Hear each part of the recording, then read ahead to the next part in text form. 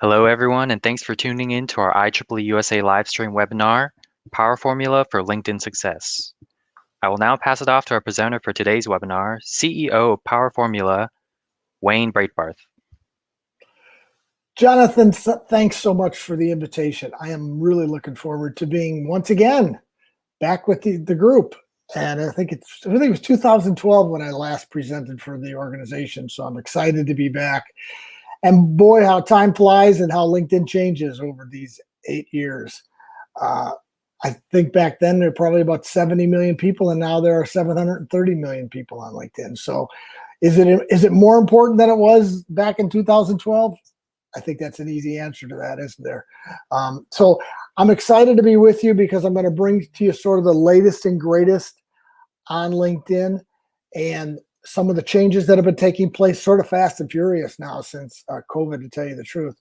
LinkedIn has been really aggressive to bring out new things. And so what I plan on doing for our time together is starting off with profiles. I like to start off with what makes a really good LinkedIn profile. How do you optimize your profile? And number two, we'll do some searching. We'll show you how to access the search engine and find the people that you might want to meet. And after you find them, what do you do with them? You know, that's always a question I get is, well, great, Wayne, that's a nice list, but what am I going to do with them? Well, you're going to try to connect with them. And we're going to do it in the right way. So I'm going to go through etiquette, LinkedIn etiquette. We do have etiquette now in 2020. And then we'll sort of wrap it up with sort of things like settings, LinkedIn, some of the most important LinkedIn settings, but as well as we're going to talk about time management. That's an important tool on a feature, an idea, and strategy here on LinkedIn because, boy, these things can be black holes, right? And you want to be efficient. You just don't want to get lost in 2 hours worth of time on a social media site and go, what did I do? Right. So, but welcome. It's good to be back with everybody. I am Wayne Breitbarth. I'm the author of the Power Formula for LinkedIn Success, which happens to be the largest LinkedIn selling book of all time. And my first edition came out in 2011, and the newest edition came out last year. So you can check it out on Amazon.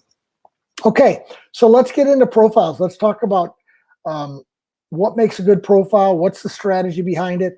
And I'm going to be using free LinkedIn, by the way. Everything we do today will be free LinkedIn. You will not need a premium account to do anything that I'm going to show you. Am I a believer in a premium account? Sure. I'm on LinkedIn Sales Navigator, professional. I love my Sales Navigator. That being said, most people don't need to be on premium to get done what they typically need to do. You know, when I talk about people and why they want to be on LinkedIn, they want to be on LinkedIn for finding an occupation, or employers finding candidates, salespeople trying to grow their business, marketing people trying to get the word out about their company and the things that they do. And in all those avenues, you can usually get a lot of great stuff done for free on LinkedIn and will not need a premium membership. So I'll be demonstrating. I don't use slides, so this will be a live demo, and you'll be able to follow along with the exact steps that I'm taking. Now, there's a possibility that some of the things I show you, you may not have on your LinkedIn account yet. I don't anticipate that today, but it could be because LinkedIn does roll changes out to different people at different times. I think we're all caught up. I can't think of any changes that are hanging out there currently, but just that's a caveat, you know, that when they do bring us new features, they don't bring it to everybody at the same time. So, okay, so let's get into profiles. And in profiles, I'm going to be using my profile as an example. But secondarily, I have a couple of my engineering friends who I worked with to improve their profiles. Cole is I would call him a young professional in the engineering space, also a Marquette grad. That's actually how I met him, through Marquette University. And my second friend I want to introduce you is Chris. Chris is an experienced business owner here in the Milwaukee area that runs an engineering firm around forensic engineering. And these two profiles have been optimized because I've spent time with these folks prior to working with either their companies or in Marquette. In Cole's case, before I did an event for Marquette University. So what's the overall strategy on a profile? And it boils down to this. your profile should be written for the people that are in your target audience. Your profile should be written for people in your target audience. And then the second part of that is, does your profile look like you're a resource to them, that you could be helpful to them? Now, a lot of people's profiles look like resumes, and that's understandable because the boxes look similar, right? I mean, the boxes in the form and the way it flows look somewhat like a resume. But there should be so much more on your profile past just your stuff on your resume. And I like to say you move your profile from a resume to a resource. That's how you should be thinking about it. So does your profile resonate with the target audience you're trying to talk to and meet more of and make connections with and have conversations with? And don't get boxed into the resume thought process on your profile and not realize that it's more of a storytelling tool. So the subcategories of strategy, the two strategies underneath that overarching strategy that I just explained, is lots of keywords in the right places so that you can be found by the search engine, and then really good stories. Keywords and stories, keywords and stories, keywords and stories.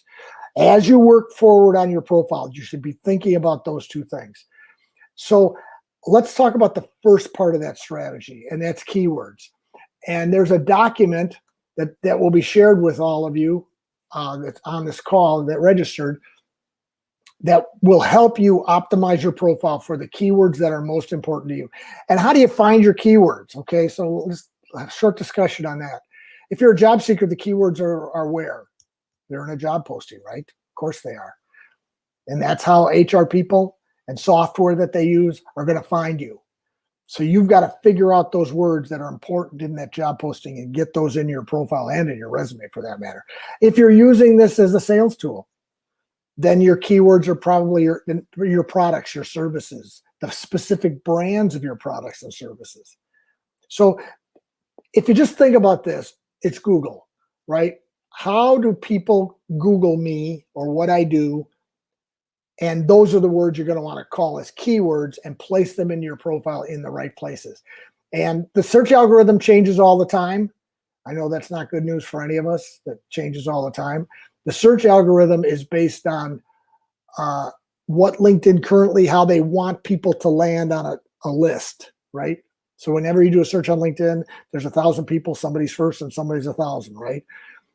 Some people are at the top. You're wondering how they got to the top. Well, part of the reason they got to the top is because they've done a good job of optimizing their profiles for keywords, for those exact search terms, okay? And currently, the three spots that seem to make the most impact are your headline, your job titles, and your skill section.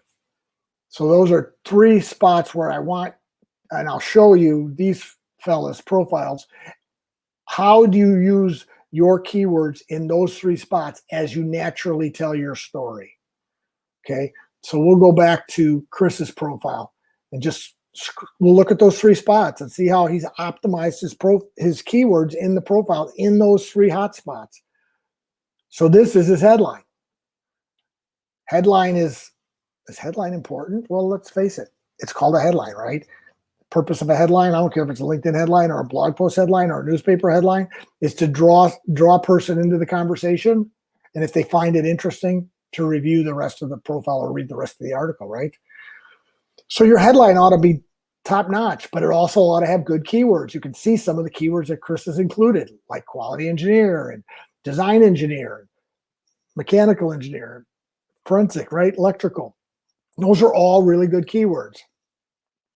Now your headline, and this is a recent change, your headline is now 220 characters. So it now can be expanded to up to 4 lines of content. And if I show you my profile, you'll see that I've got 4 lines worth of content. This is a full 220 characters. So Chris has an opportunity to expand his headline. I would recommend that you use all the space you can get here. I like this concept of the pipe key, but you don't have to use a pipe key. It just looks nice. Now, the other 2 hotspots for your keywords would be your titles. Notice what he did with his title. It's a great strategy. His title's been optimized. And then the skill section. Be sure to have the skill section have very specific keywords and not just things like Microsoft Word. A lot of people have that kind of thing, or business development. That's okay. It's a pretty good keyword for a salesperson. But it's not as good as the things you sell or do, like Chris has. Let's take a look at Cole's profile. You can see what he did with his headline. He's got some space available too. And what's interesting about Cole is he's got this, he's a mechanical engineer, but he also has a few things that he does on the side that he wanted to tell the world. Cross player and coach, and he has a product called Blaze Vodka. Okay, so he's got a side business. It's a great thing to put in your headline. So he's really got sort of several things going on. That's all right. It causes the reader that if they think that's interesting, that they'll keep scrolling down to read. And you can see how he has a entry for his lacrosse, which shows up below his job entry, and he's got an entry for the business that he owns, the vodka. So it's a storytelling tool, right? He wouldn't probably put that on his resume, but he put it on his LinkedIn because it's the story about him. And then down here, you can see how he's added some very specific keywords, skills, in his skill section. So that's the keyword optimization step. Now let's just talk about the storytelling component. And already started to reference that with Cole, how his story is, yes, he's an engineer, working at McLean, but he also has these other things going on that are important to him. That's his story, right? So be sure to use the storytelling component of LinkedIn to forward not just your story, but who you might like to speak to and talk to and connect with. So that's critically important, that when you're writing your profile, you're doing it in such a way that you want the audience that you're trying to attract to find not only your profile interesting, but if you send them a connection request, would it make sense for them to connect with you? Which we're going to do a little bit of that in just a little bit here. Okay, so craft this document much different than your resume, although the components will be somewhat the same. The About section. The About section is meant to be sort of more of an overarching tool for you. What would you like to tell the world in general about your career and what you've done? And then list your jobs, and they can be part-time jobs, as you can tell with these two. But I would go back as long as the jobs have relevancy to the story you're trying to tell. Okay, so is it important that Chris went back to 1979 when he worked at Pentair? Well, it probably is. Because in his own consulting business, then he can show that he's had a lot of experience in the corporate world. Let's face it, he's got 13, 14, he's got 20 years in the corporate world before he started his own firm. Okay, that's important. People want to read that's an experiential story that makes him different than everybody else. Now, some people don't like to put old jobs on their resume because they don't want old jobs on their resume. But on LinkedIn, it might be you might list different jobs because it makes sense. When it comes to your schooling or university work, make sure you put all of the schools you attended, all the different degrees you attended. And I'm even a fan of putting your high school in there, especially if your high school is local to where you work, where you're doing your business. A couple of other things. These are great storytelling components that people have not figured out yet. Licenses and certifications. It's a great optional section. So as I make my first reference to optional sections on LinkedIn, your optional sections are hidden under add profile section, under background. Here's licenses and certifications. Okay, that's where you grab those extra sections if you want them. Volunteer experience. I think we all should be sharing with the world what we care about, how we're involved, and how we give back to our community and our neighborhood or to associations that we belong to. I mean, I just think that it's so important these days to show that you're engaged, you care, you can fit into a culture, and volunteer experience is one of those ways to do that. Now, let me show you a brand new feature on LinkedIn that most people have not found yet, and it's this one. It's called Featured. So the featured section, and look how high it is on your profile. And look at how it grabs your attention because it has a large visual. The featured section, once again, you get by going to add profile section featured, where you can put a post, an article, a link to a website, or something you have loaded on your computer, a video file, PDF file. What a great feature that LinkedIn gave to us. And let's just see what these, so you can see what Cole's got. He's got his resume here, and then he has some things about his company, and he has something about his vodka business. He's got his Instagram account for the vodka business. And in Chris's case, he's got a couple of where he's doing a presentation. Do not miss the featured section. It's brand new, and it didn't show up on your profile just by you showing up one day on LinkedIn. You have to grab it. Really like that as a new feature. One more new feature on LinkedIn that you may not have run into that I think is should make a lot of impact on people is this one, where you can now add a short 10-second, it's called a pronunciation audio. It doesn't have to be just about pronunciation. It can also be about your business. So you get to write a 10-second audio clip. Cool stuff, right? Now, how do you get that one? How do you get the pronunciation icon? It's a little weird, but you got to go to your phone, download the latest LinkedIn app, make sure you're updated with the app. It will appear there on your phone. You record your audio file, then it will show up on your desktop. So it allows you, like if you're a job seeker, what a great way to show employers you have a personality and that you're comfortable speaking. You know, I mean, that little button, as much as LinkedIn wants to use it for understanding how to pronounce a name like Breitbarth, can also be a really good branding, marketing, personal marketing tool. So before I go on, I got to leave profile because we got so many other cool things to cover. Don't forget this background. This background is also a really important way for you to put your message out there. And it's a big visual, right? And if you don't put it, then it just has the blue lines with the dots on it. I mean, a blue background with some lines and dots.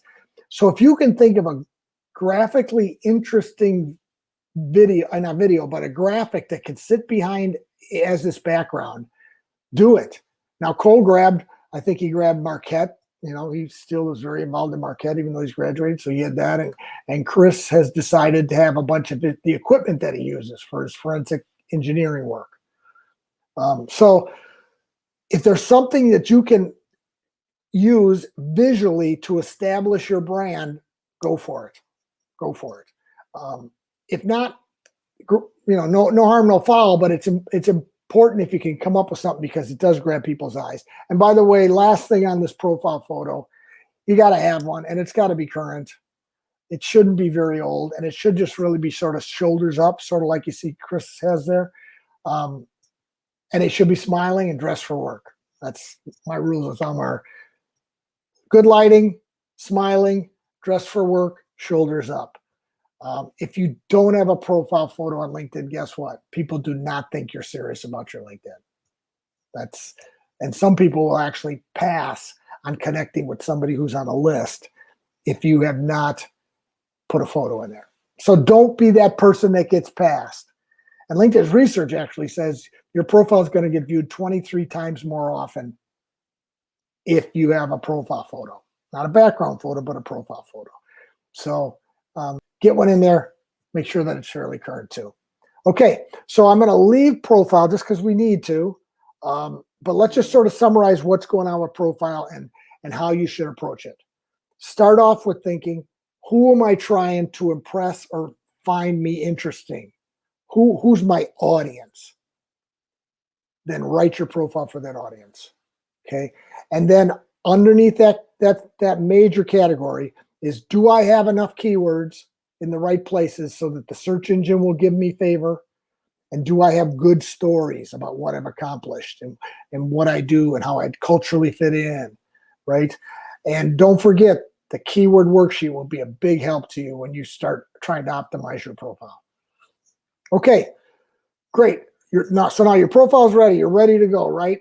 what do we do next? What's the next important thing on LinkedIn? And that's really adding connections. And I like to call connections on LinkedIn the gas in the tank. And the more gas you add in the tank, the better off you'll be. But like at a gas station, there's different octanes of gas, right? You want to add the high octane stuff to your vehicle. And the high octane stuff for all of us on LinkedIn is, are we adding the people that we'd like to meet? Yeah, you should still add people you went to college with, or people you go to church with, or neighbors. That's all fine. But are you consistently trying to add people in the spaces where meeting these people could help me? So in other words, are you going to the right networking events? Are you reaching out and finding the right people as if it were a virtual networking event? So how would I do some of those searches on LinkedIn? A couple of tools that I want to share with you. First one is called Advanced People Search.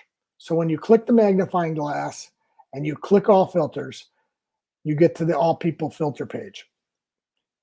This is a really important page on LinkedIn. It helps you search and filter into the database of LinkedIn, which is currently 750 million people. Well, you don't want 750 million people. You're looking for the right people. So let's say I'm looking for electrical engineers.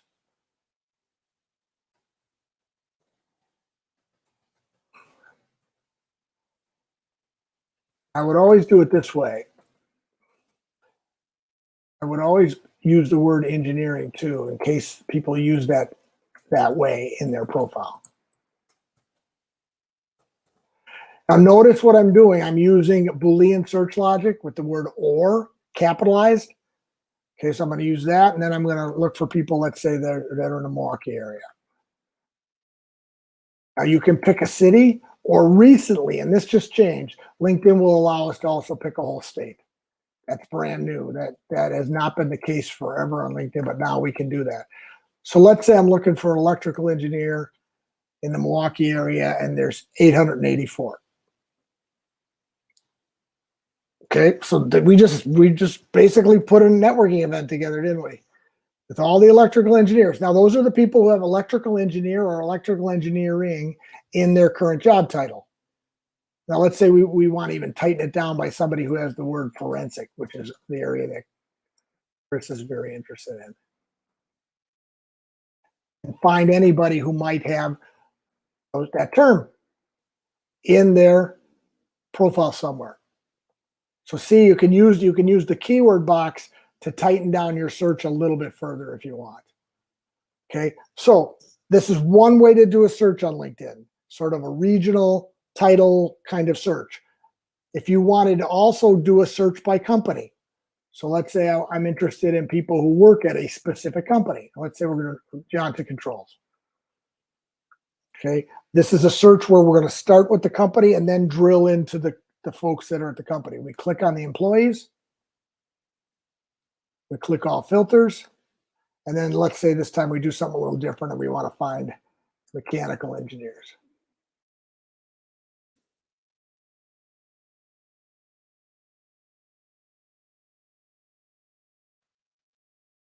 So here's the 282 mechanical engineers at Johnson Controls. Now, what do we do with them, right? I mean, it's like, great list, Wayne, okay, but what you want to do with them is you want to, depending on what your objective is, if I want to hire some of these folks, then I have that objective. If I want to simply network with some of these folks, because maybe I'm considering an opportunity at Johnson Controls, or I have a product where I want to partner or be part of their bigger projects, or it sort of depends what you're after.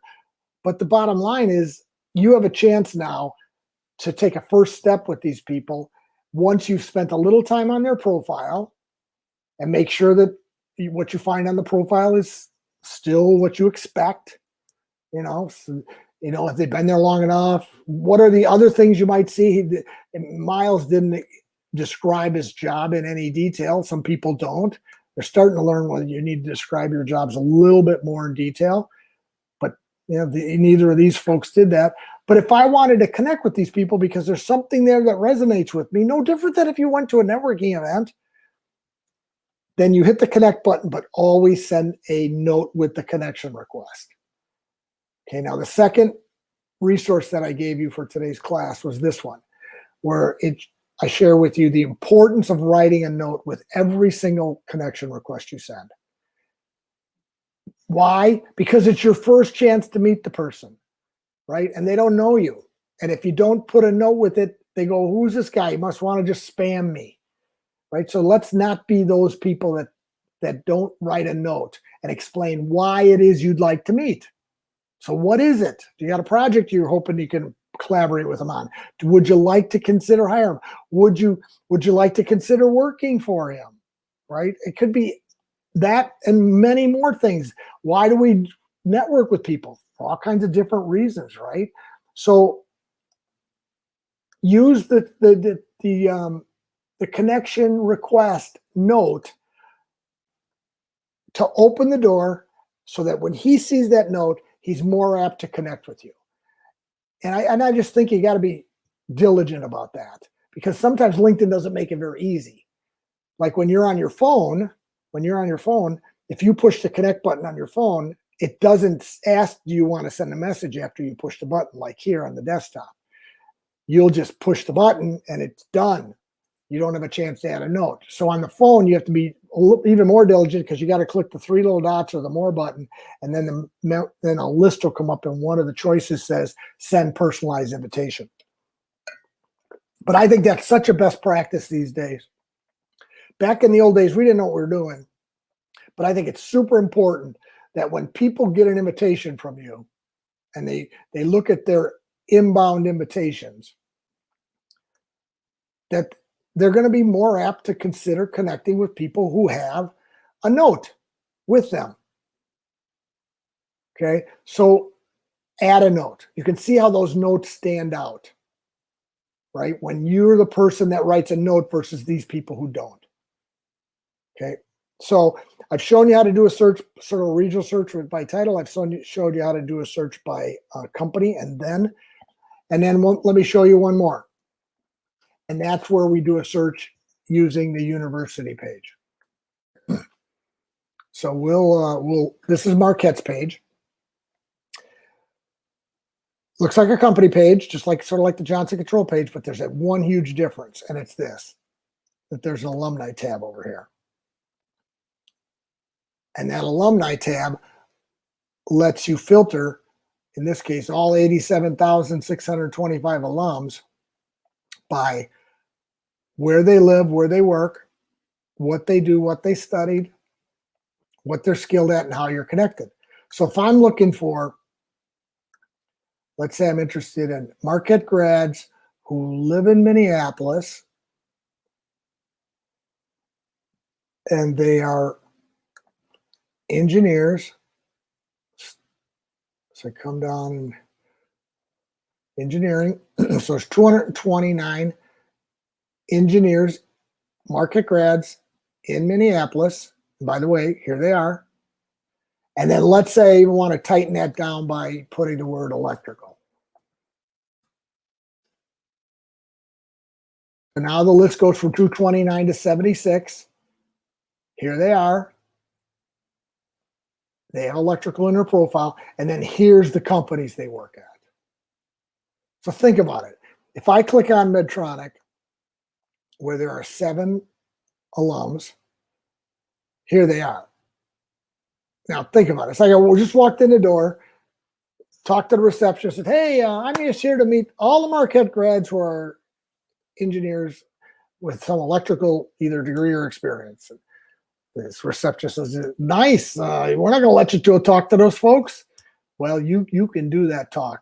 You can walk in past the receptionist and have a virtual meeting with any of these people. How do you start the virtual meeting? Well, what have I shared already earlier on? Connect. It's a connect button with a note. Connect button with a note. And once they connect with you, then you can send a longer note. You only get 300 characters in that connection request note. So you got to be real succinct and get to the point. But then your follow-up note, now that you're connected, can be much longer, 1,900 characters with attachments.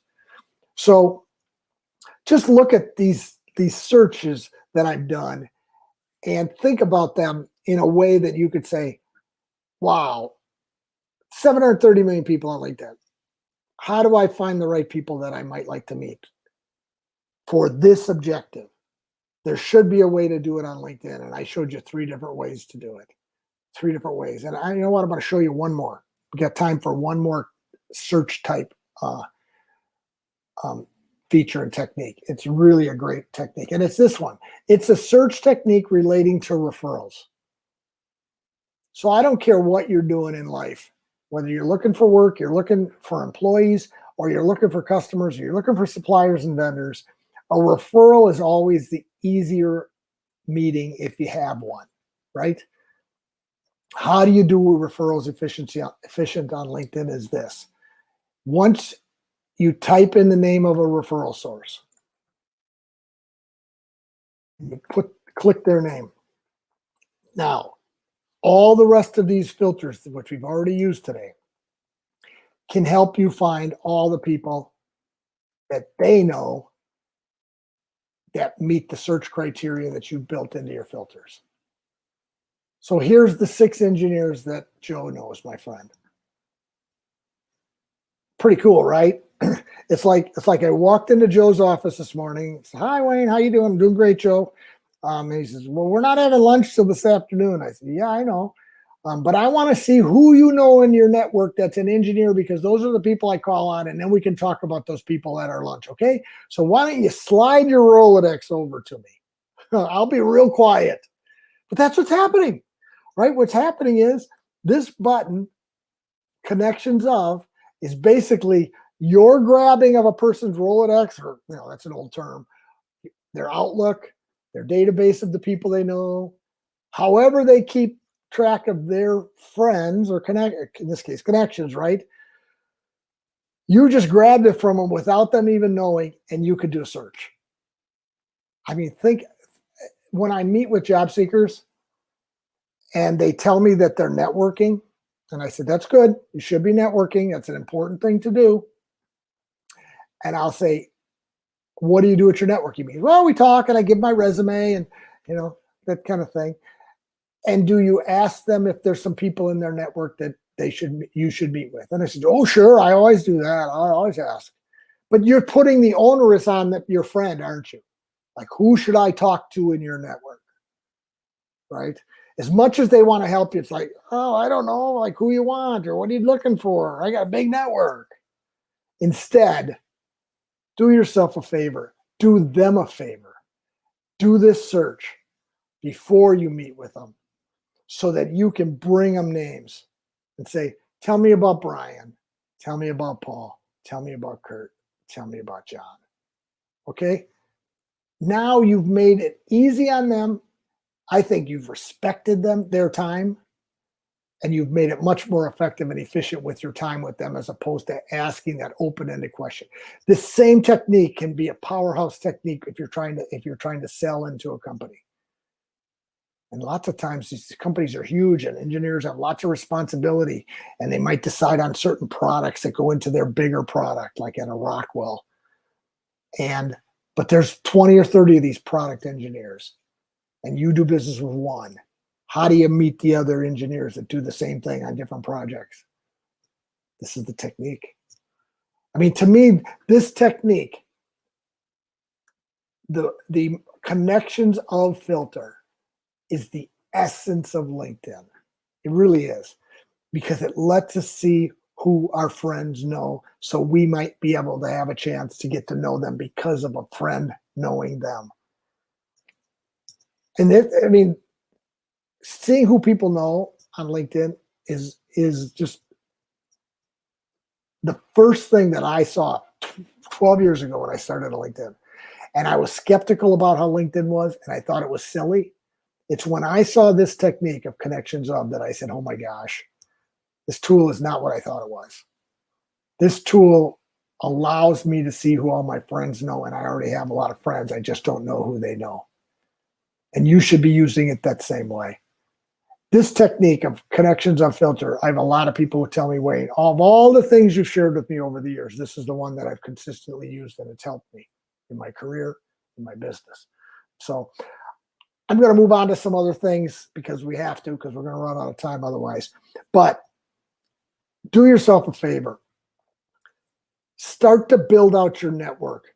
Be more aggressive with the size of your network and who's in your network, and be very focused about the kinds of people that should be in your network. Make that commitment today. And when you start to connect with people, always be the person that writes a nice note and follows up with a nice thank you note afterward to see if you can help them or see if you can get together, whatever. Make sure that the thank you note or the follow-up note after you're connected tells them exactly how you might be able to help each other. Because if all you simply do is just add people to your network and do nothing with them after that point, you're probably just adding connections like baseball cards. And who needs that, right? We don't need another box of baseball cards sitting in the closet gathering dust. We need networks that can help us move forward. Okay, so let's move into a few other things as we hit the second half of the presentation. I want to talk a little bit about settings, LinkedIn settings. I think it's important to understand a few settings that could help you and that maybe are even not right for you. So if you go into settings and privacy, some of the settings that people are often go, wow, I didn't know I could do that, or where's that been all my life, right? Viewers of this profile also viewed. That is the right-hand column. When you look at your profile, on the right, is there a box there that says people also viewed? It tends to be people from your company or people that are a little bit competitive with you. It's basically birds of a feather with you, right? Who are people similar to you that other people are looking at while they're looking at your profile, they're looking at other folks. I think that's one of the worst sections that LinkedIn shoves on our profile. You can take it down. You can get rid of that, and thus bringing all the attention to you and not getting them to waver over here looking at the other engineers that are like you in case they want to hire them instead of you. Makes no sense, does it? It's a great takedown on your profile that LinkedIn's default, I think, is just not right. Just not right. Okay, next thing I want to show you, another setting that's super duper important, is profile viewing options. This is what do you look like when you look at someone else's profile. And there's a difference here whether you're on premium or free. If you're on premium, you'll get to see the last 90 days of people that looked at your profile. If you're on free, you'll only get to see the last 5. But you won't get to see anybody if I call it your stalker setting. If your stalker setting is one of these two, then you don't even get to see the last 5. You get to see nobody. And you think you got to be on premium just to see any. Well, as long as your setting is this top one, which is the best one, by the way, because it's full disclosure when you're looking, you'll also get to see the last 5 people that looked at your profile. And that's important. People looking at your profile means there's something starting. Could be on your way to a relationship, and they took the first step. So that's an important setting. Another important, and you want to be the first one, by the way. Another important setting is who can see your connections. So what should you do here? The default is your connections get to see your connections, not second degree, not third degree, just your connection. But you can switch that to only you. So I call that hiding your connections. Should you hide your connections? It depends. It depends what your strategy is. What are you using LinkedIn for? I know plenty of people that hide their connections because maybe their connections are filled with a bunch of people that are their clients and they don't want other people that they're connected to see who their clients are. That could be a reason. You can't pick and choose. It's everybody or nobody.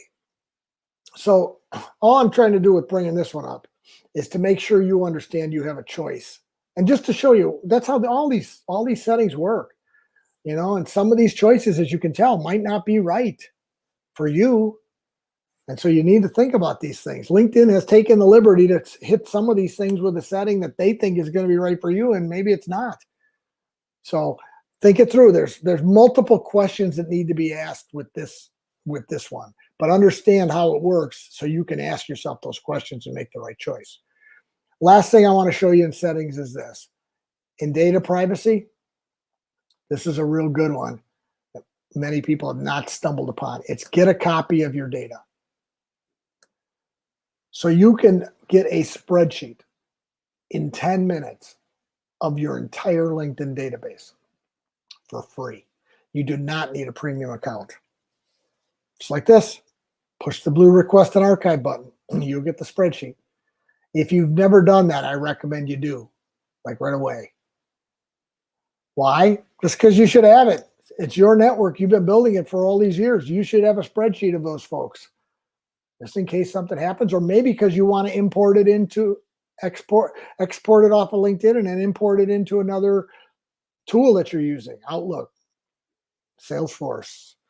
Now, the bits of information you get are their first name, last name, current company, current title, and the date you connected. You do not get the email address in that spreadsheet anymore. Now, you can find their email address by going to their profile and looking at the contact info box. It's on there, but it's not in the spreadsheet anymore. So if you want to populate that spreadsheet with some email addresses, you have to do that sort of cut and paste it into your spreadsheet, but it can be done, right? But the fact that you can get that spreadsheet, and you need to do that. You need to do that from time to time. Now, you can't filter the spreadsheet, but when the spreadsheet comes back to you, it's an Excel spreadsheet. So you can do some sorting and filtering as it relates to, an Excel function. Okay, leaving settings because we need to, but understand there's some great opportunities here in your settings section. It was the tip of the iceberg, but I showed you the 4 or 5 things that I think are pretty cool that you might not have run into or thought through. Okay, next thing I want to show you is talk a little bit about time management as we start to hit the home stretch here. By the way, I'd love to answer questions.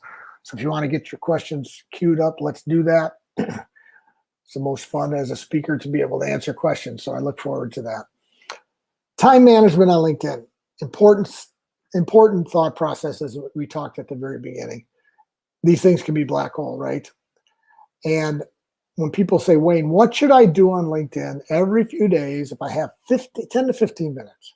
10 to 15 minutes. What would you do? What would be the things you would want to do so you didn't miss something? So there's 4 things I would do. Number 1, who's viewed your profile? Keep an eye on who's viewed your profile. You can get to who's viewed your profile simply by going over to your homepage and clicking on who's viewed your profile, and it will show you your last 5 people. Or in my case, I get to see 90 days worth because I'm a premium member. Who's viewed your profile? Super important because these people have taken the first step towards you. What should you do next?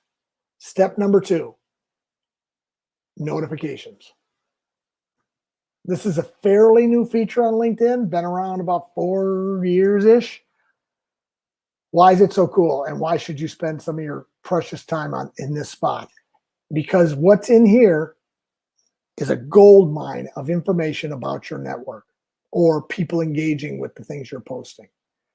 The very first one, the fact that it's telling you who has a new job.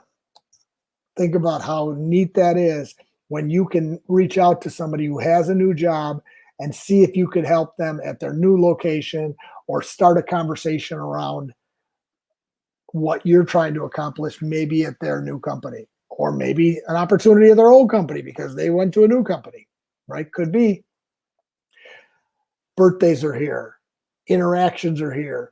You can get the who's viewed your profile from here. This scrolling feed, and the blue stuff would be the stuff you haven't looked at before. The white stuff I've already looked at.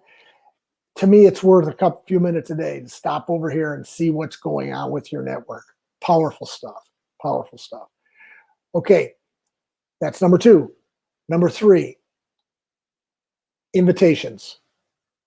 Inbound invitations.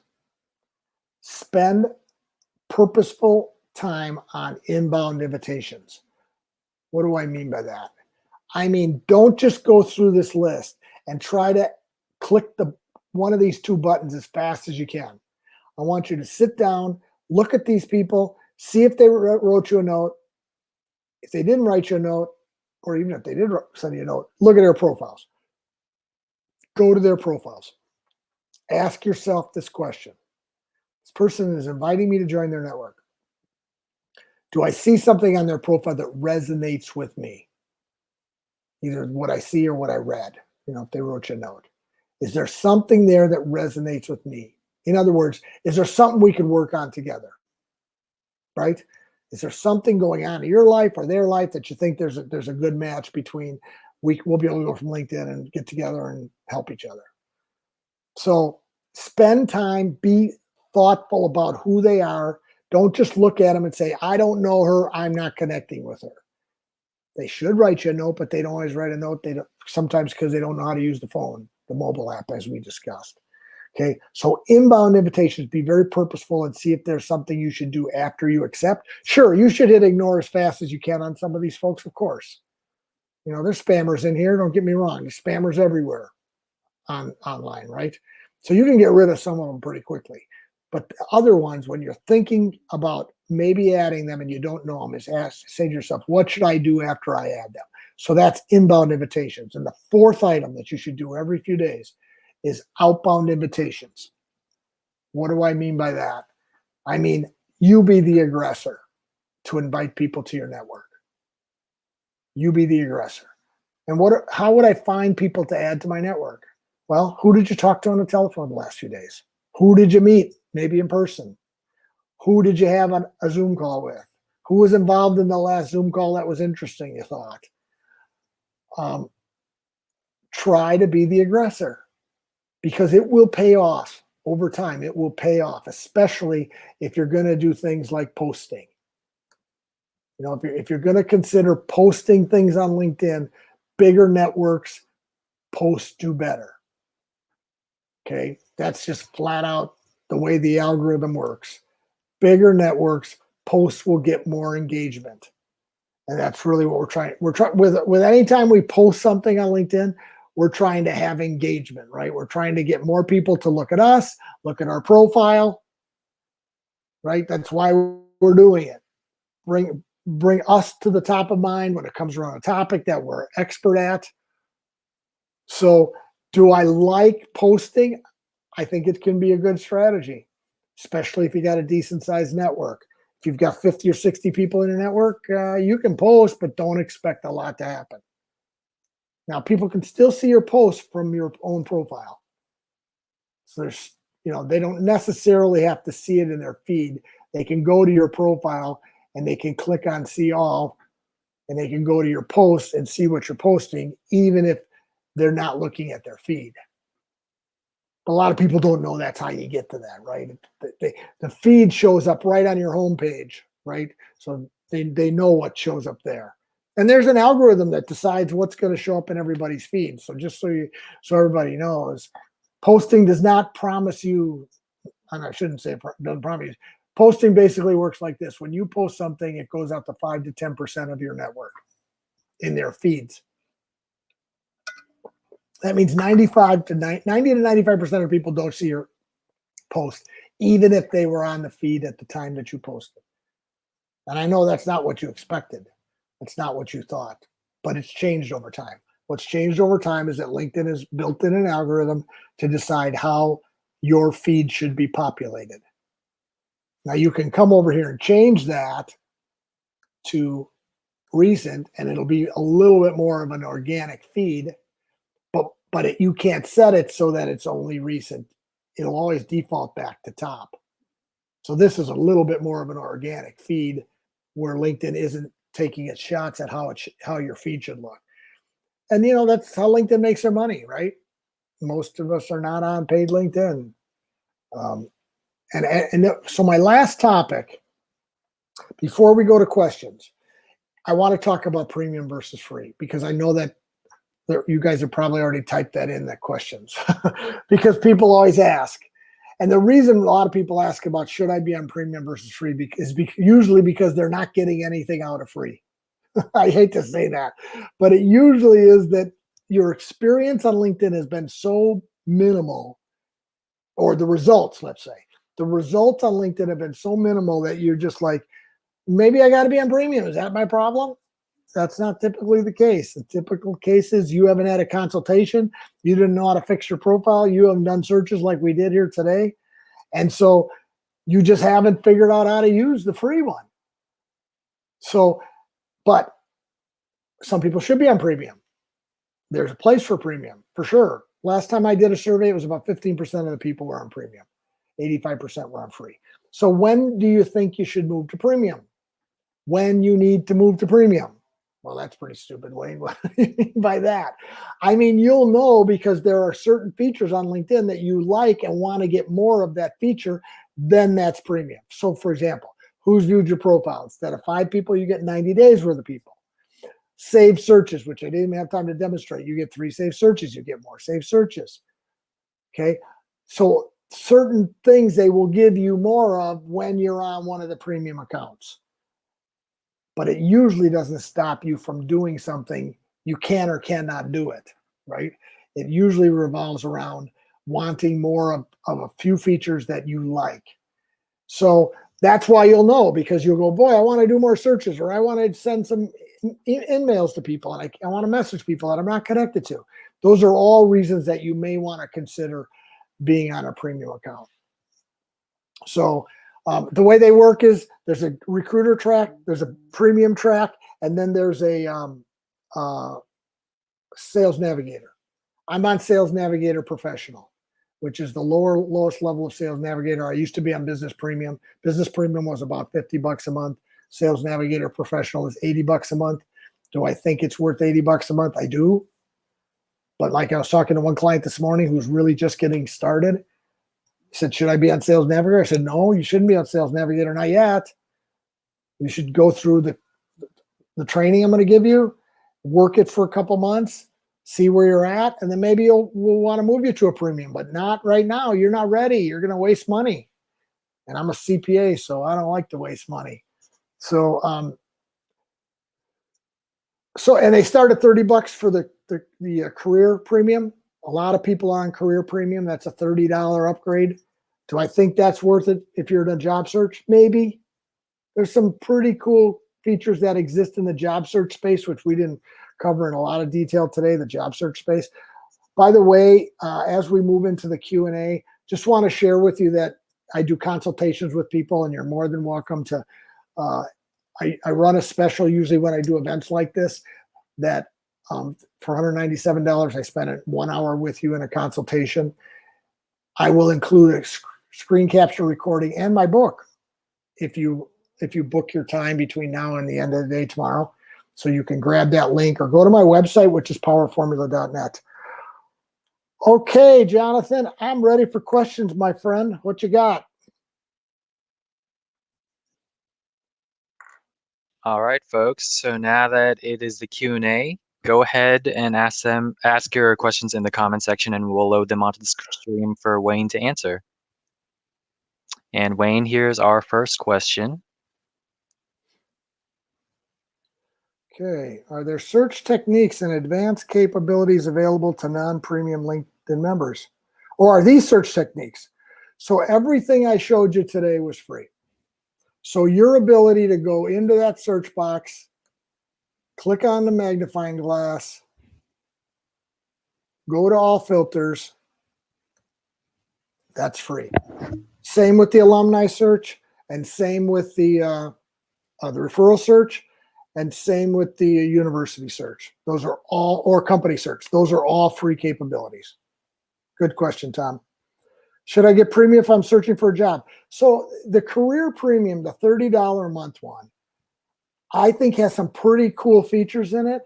Let me just show you a couple of the free features, like underneath the more button, if you're a job seeker, this interview prep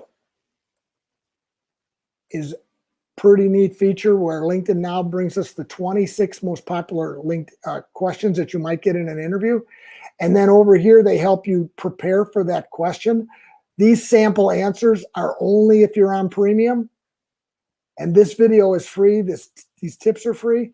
But anything that you see that has a brown and the premium next to it, I like that. And then also when you look at a job post, any specific job posts that you look at, they usually give you some insights about the other people that are applying, but only if you're on premium down here. So I think for a couple of months, I probably would consider a premium, the $30 a month premium, because some of these features, just to get used to them and see if you can learn some things. Maybe then if your job search goes past that, you might want to drop it off. But at $30 a month, I think it's pretty good. Now, what you don't get is you don't get unlimited searches on the $30 one. All the other premiums, you get unlimited searches, so you may run out of searches. That's a good question, though, Hasala. Thanks for asking.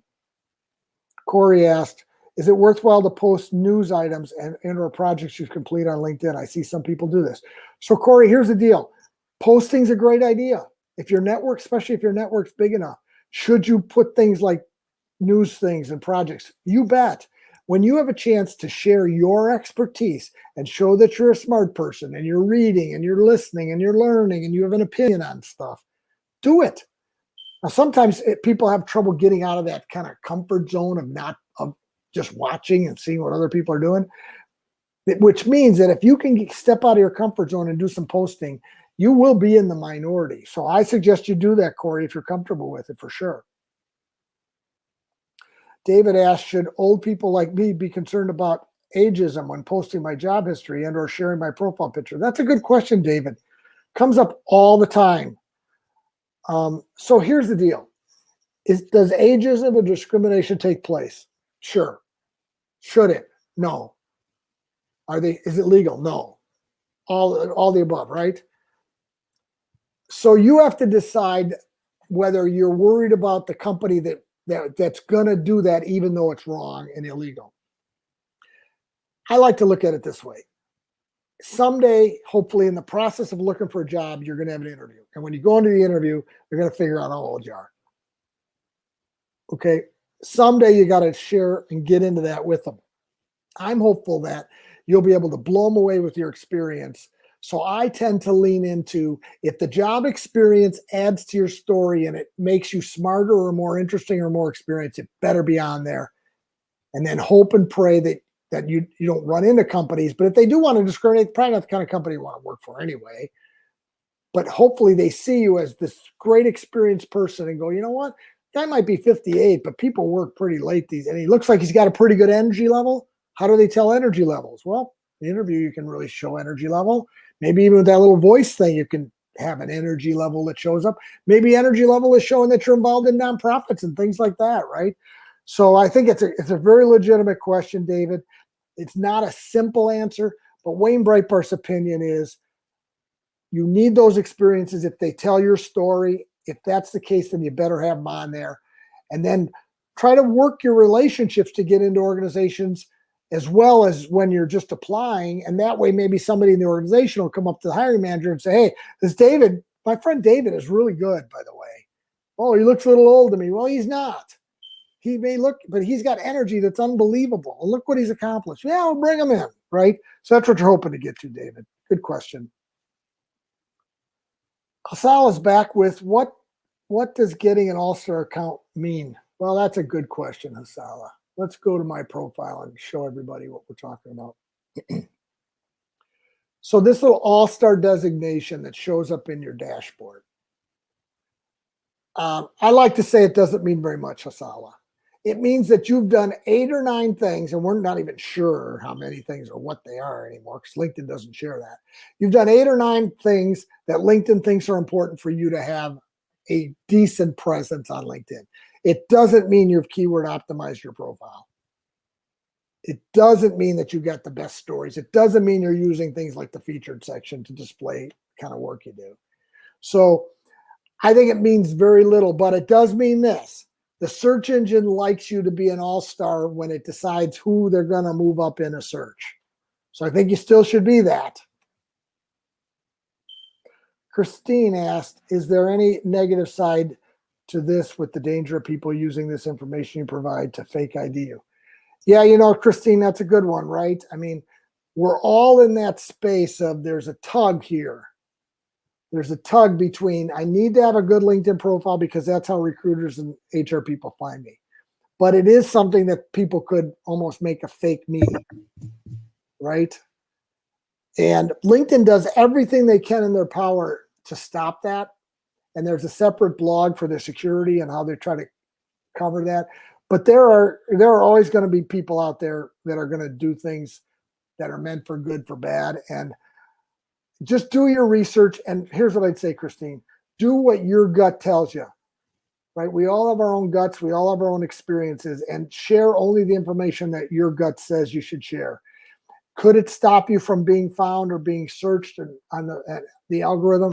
I suppose it's possible, but you got to go with what your experience and really what your gut says, because, listen, we all got guts for a reason, and our experience can lead us to at least this decision that we should make. So hope that was helpful. Manish, where's the best place in LinkedIn to put conferences, speaking engagements, and is it beneficial? Of course. So if you're a speaker at events, I would make up a separate job entry with something like this, speaker. Or if you're an author, make up a separate job entry for author. Do not just put it in the publication section. That's a good place too, down in the accomplishment section. Make a separate job entry talking about your speaking, your writing, because it does set you off as an industry expert much nicer when you use a job entry. Remember, LinkedIn is a storytelling tool. You can use it as a storytelling tool. It doesn't have the crazy rules that a resume has. It's a great question, Manish. Okay, Miss Nathanielist, is it beneficial to have portfolio pieces on my LinkedIn versus portfolio website? I'd say both. I would use featured for your portfolio, great place, but I would also have a portfolio website. I would post that portfolio website in here in the contact info under your websites. I might also put a link to my portfolio website in my featured section, but I would probably also have some examples. You can have unlimited pieces of content in your featured section. It's a great question. Thank you for asking. Lynn, I suppose you can filter as you demonstrated within a group to which you belong. Can you save the results of your filter and export the list? Okay, good question, Lynn. Groups are not a filter anymore on free LinkedIn. Used to be. You now need to have Sales Navigator to be able to filter by a group that you're in. That was the first part. Second part, can you save the results? So you can set up a saved search by putting some word in the top search box. Let's say I'm looking for somebody who's involved in LEED, which is green buildings, and we'll just say the United States just to show you how. Once you have a word in the top search box, the save search box will pop open, and you can save that search. You get 3 saved searches on free LinkedIn. Export the list? No exporting of a list like this on even premium LinkedIn. Great question, Lynn. Christine, is it beneficial to help build up connections by sharing and liking others' posts? Should you be particular about which you do? Yeah, so it is beneficial. Liking especially, commenting especially, sharing. It's so interesting. Sharing on LinkedIn currently is not getting the traction that a like and a comment will. So my preference is do a like and a comment on a post that you see. Don't bother with the share. Steve, is it a bad idea to post content that is relevant to unrelated interests in your life, such as work-related versus hobby? So I think you always have to keep your brand in mind, Steve. You've got to remember that people are going to judge you by your profile or the things you're posting or engaging in. And they can go back and look at all your comments you look at your activity. They can just go to your profile, look at activity, and scroll through what the kind of comments you've been making and what you're liking. And they're going to make a call, right? And so I think you do have to be careful. This is your professional site. Now, if it's a hobby that relates to sort of business, that's great, right? If it's a business sort of related, or like I had a guy the other day, and I think you got a picture here with a guitar. If I'm not, it's pretty small, but I had a guy the other day he was a marketing guy by day, and he was a drummer for a classic rock band on weekends and nights. He said, "Should I put that on my profile?" I said, "You should put that on your profile for sure, as a separate job entry, because hey, corporations hire, bands all the time for events. And plus it's just interesting, right? It's just a conversation point. So I like it as long as you can tie it. If it doesn't turn off your target audience in your regular business. Let's take another question as we wrap up here. Jonathan? Actually, Wayne, So that is it for our Cool. Q&A. Thank you so much, Wayne, for joining You're us welcome. today and showing us how anyone can use LinkedIn to tell their own stories and achieve dramatic results for obtaining job opportunities. My pleasure, my friend. And thank you everyone for tuning in for your great questions for our presenter. Check back daily on our social media for updates on future webinars, and we hope you all have a great rest of your day.